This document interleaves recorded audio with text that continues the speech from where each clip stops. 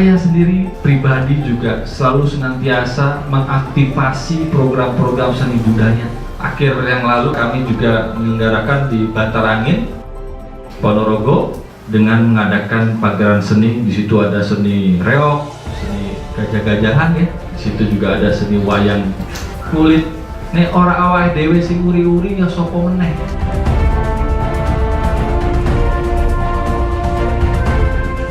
Masih banyak harapan dari Ponorogo. Naibas itu bisa duduk di tingkat pusat lagi, DPR-nya. Semoga Mas Ibas terpilih kembali, Demokrat, just.